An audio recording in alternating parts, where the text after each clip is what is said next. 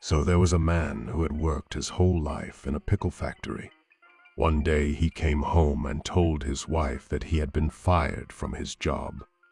She began to scream and yell, "You have given them 20 years of devoted service. Why did they fire you?" "For 20 years, I've wanted to stick my manhood in the pickle slicer," he explained. "And today I finally did it." The wife ran over and pulled his pants down to see what damage had been done. "Shocked," she said with a sigh of relief. "You look okay. You're all there." "So what happened to the pickle slicer?" "Well," he said with hesitation, "they fired her too." So a woman and her 10-year-old son were riding in a cab through New York City. It was raining, and all the hookers were standing under the awnings. "Mom," the boy asked, "what are those women doing?" "They're just waiting for their husbands to get off work," she replied. The cabbie glances back and says, "Lady, why don't you just tell him the truth?" "They're hookers, kid. They sleep with men for money." The boy's eyes go wide. "Is that true, Mom?" She glares at the cabbie and gives a reluctant nod. A few minutes pass, and the kid pipes up, "Mom, what happens to their babies?" Without missing a beat, she says, "Most of them become cab drivers." So an old man and his wife are in bed, just about to fall asleep. Suddenly, the old man lets out a fart and proudly says 7 points. His wife rolls over, confused. "What was that?" "It's fart football," he replies. A few minutes later, the wife fires back with a fart of her own. "Touchdown, tie game." Not one to back down, the old man rips another one. "Touchdown, I'm up 14-7. Determined, the wife lets out another and says, "Touchdown. We're tied again." After a moment, she squeaks out a tiny one. "Field goal. I'm winning, 17-14. Feeling the pressure, the old man strains to even the score, but nothing happens. Desperate not to lose, he gives it everything he's got only to crap the bed. The wife looks over and says, "What the hell was that?" The old man sighs. "Halftime. Switch sides." So Ed and Dorothy met on vacation, and Ed quickly fell head over heels for her. For a couple of weeks, he took her to dance clubs, restaurants, and concerts. Convinced it was true love, Ed decided to have a serious conversation on their last night together about their future. "Look," Ed said, "I've got to be upfront. I'm a total golf nut. I eat, sleep, and breathe golf. If that's going to be an issue, you should let me know now." Dorothy took a deep breath. "Since we're being honest, I should tell you I'm a hooker." Ed paused, thought for a moment, and then said, "Well, it's probably because you're not keeping your wrists straight when you tee off." So after a long night of passionate lovemaking, he notices a photo of another man on her nightstand. He starts to feel uneasy. "Is that your husband?" he asks nervously. "No, silly," she says, cuddling up closer. "Your boyfriend, then?" "Nope, not at all," she replies, nibbling on his ear. "Is it your dad or brother?" he asks, trying to calm himself down.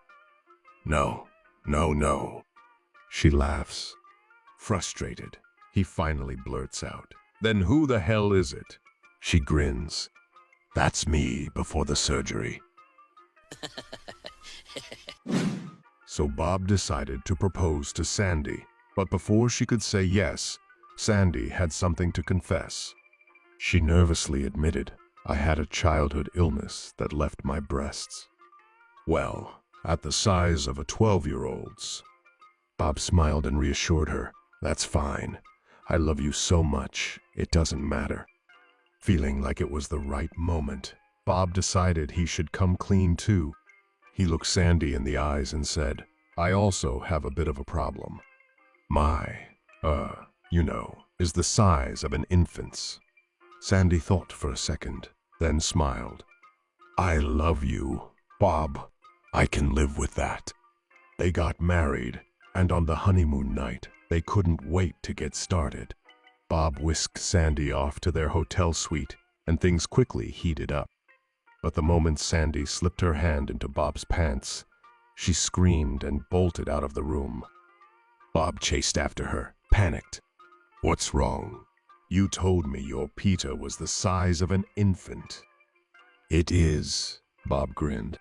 7 pounds, 8 ounces, 19 inches.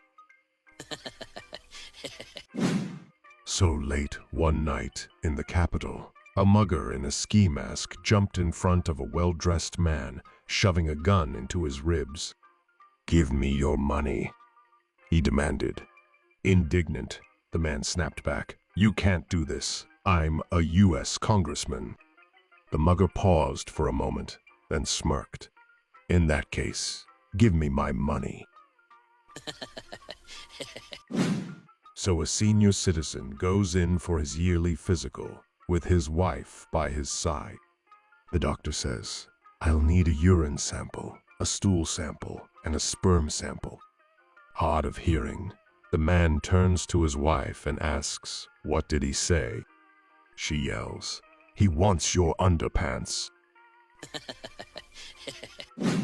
So a job seeker was being interviewed, and the interviewer asked, what's your greatest strength? The candidate replied, well, I'm a bit shy, but should I be honest? Absolutely, the interviewer said. I expect nothing but honesty from my staff. The job seeker smiled and said, my greatest strength is my wife. Impressed by his respect for his spouse, the interviewer thought he'd make a great addition to the team. Wanting to wrap up, he asked, and what's your greatest weakness? Without hesitation, the candidate replied, someone else's wife. In a local Boy Scouts group, the Scoutmaster was teaching his young scouts essential survival skills. One afternoon, he gathered his troop for a special session on desert survival. The scouts, a mix of energetic and eager young boys, gathered around, excited to learn something new and useful. The Scoutmaster began the session with an engaging question. He asked, what are the 3 most important things you should bring with you in case you get lost in the desert? Several hands shot up into the air, each boy eager to share his ideas.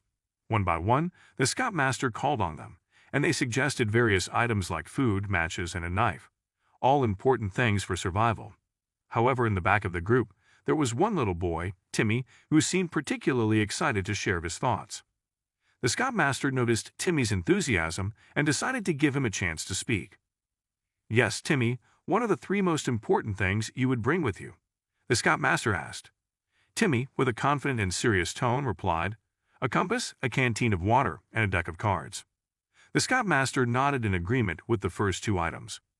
The compass is to find the right direction, and the water is to prevent dehydration. Timmy explained, showing his understanding of basic survival needs in the desert. But the Scoutmaster was puzzled by the 3rd item. And what about the deck of cards? He asked, a bit impatiently, wondering how it could possibly be important for survival in the desert. Timmy, with a slight grin, replied, well, sir, as soon as you start playing solitaire, someone is bound to come up behind you and say, put that red 9 on top of that black 10.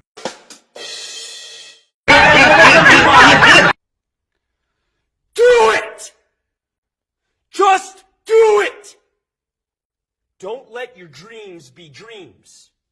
Yesterday, you said tomorrow, so just do it! Make your dreams come true!